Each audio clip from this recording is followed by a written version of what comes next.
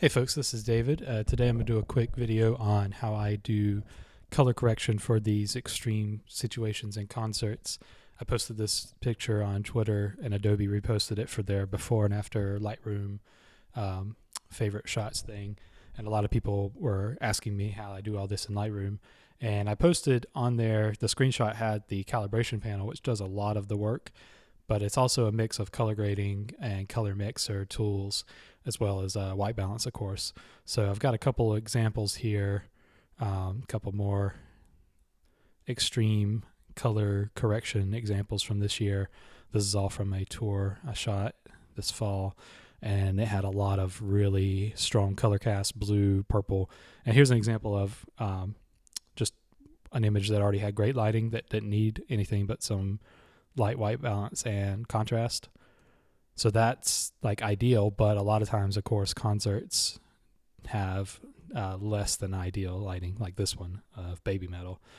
And being able to pull out more authentic colors, like you can edit to work with this strong red cast, or even with this strong magenta purple, or make it black and white and get a good moment like that. But sometimes you want to have natural colors, and I think in all of these shots, the natural looking colors work a lot better than the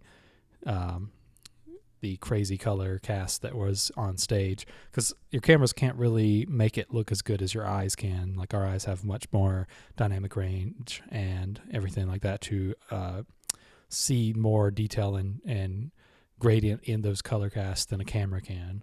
So first off, white balance, of course.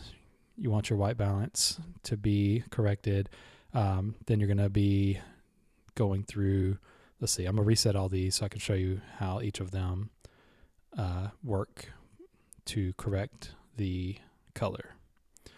So it's a lot of normal color theory science and approach. It's very methodical, but there's also kind of an art to it. It's not just scientific. So here's the color corrections with everything else already edited. So there's the raw image, there's like exposure adjustments, and now we're going to go through and adjust reapply the color corrections. So this image has a lot of purple and magenta and blue.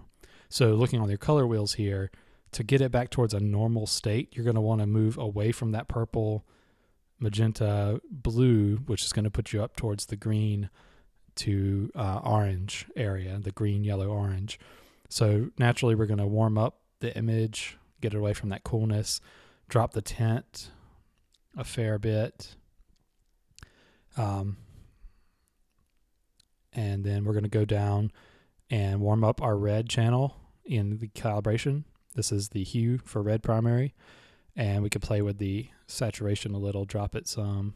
And I may end up in a different place than I started from my previous edit, because like I said, some of this is kind of a more feeling it out, and it's more of an art than a science, and a lot of it's to taste as well. So you can see we're already, just from those couple sliders, we're already at a much closer point to normal colors. Can keep dialing this in. The color grading panel is going to be one of your strongest here, but be very light touch with the amount. So your top circles here is the hue, and this is the saturation. And then this blends it, which kind of adjusts the luminance of it in that channel. So you have midtones, highlights, and shadows. This image is going to be all highlights and midtones, really, just from the way the histogram is. So we're going to warm up both of these channels. Maybe tone down the saturation here. Then we're going to go to hue. Hue and saturation is going to do a lot here. Luminance. Luminance is like the exposure for each individual color channel. It's like the brightness of it. So skin tones are going to be a lot of red and orange and some magenta, purple. I'm going to reset that. But we're going to mostly be working in the hue and saturation here, because we can dial in the skin tones better here. And as you slide each slider, you can find, you can look and watch the image, but you can also click this slider here, or this little dial icon, and then you can drag it onto your image, click and drag up and down, and it'll adjust the hue of that specific part of the image.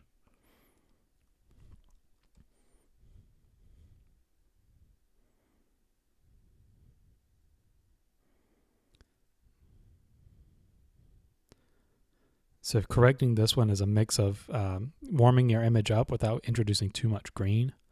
So we're going to bring the shadow tint back up here.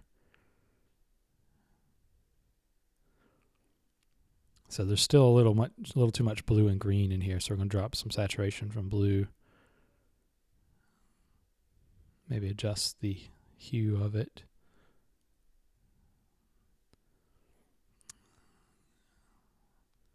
And keep kind of going back and forth, finding what looks right. I really like this. This is warmer than my original. It's kind of got it's a brighter. It's not warmer. It's still more blue. So comparing it to what I did originally, I've still got a lot of blue in here. So we can warm up the image some more. Dial in. Let's see. Maybe drop the blue saturation. And the purple, this range. The color mixer tool, they're arranged in the same order as they appear on the color wheel. So these three here in the magenta, we can drop all of that, and now we're getting much closer. Still brighter. So we can do that, drop it down a little, drop some highlights. Tone curve, we can bring that up a little bit.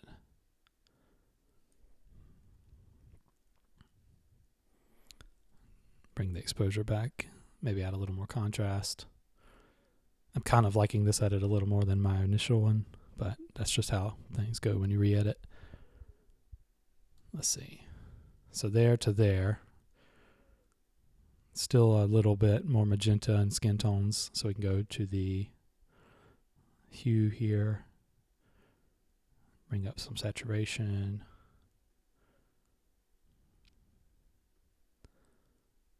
Much closer.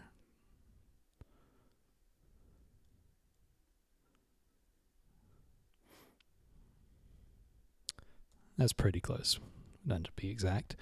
But there you go. There is a start to finish how I fix that crazy purple light and get it to this nice warm glow. And similarly, I'll go through a couple more here. These images had different color casts. This one was very pink blue, a lot more blue in this one. And so here's some of the color mixer tool, introduced a lot of that green. Color grading brought in some of the warmth, and I would probably bring out less green here, go back more to the orange side. Yeah, somewhere around there. The calibration tool, again, is going to do a lot of the heavy work here. And white balance, of course. So it's kind of a mix of going back and forth, and you can see my temperature is maxed out here at 50,000 because that was such a hard blue cast. A lot of it is just going back and forth between all of these tools until you kind of find the right mix. This one was one of the most extreme, and the exposure was tough as well as the lighting. So color grading did a lot for my skin tones. Calibration did a lot to bring down that blue. This is still a very blue image. This is one where it still feels like the original looked to my memory.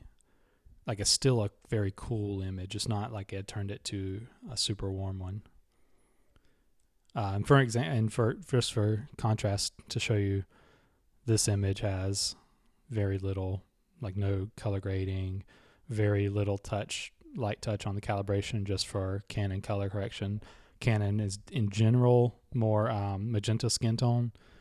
That's just what they're known for. So I do a little bit of green in the shadow calibration, drop some of the red saturation just as a normal editing, just part of my look. I like the Fuji color science a little more. If you're going back to like the film days, Fuji film had a nice kind of green cast whereas Canon digital stuff has more of a magenta cast, so I just kind of correct that a little bit. This one was another really strong pink.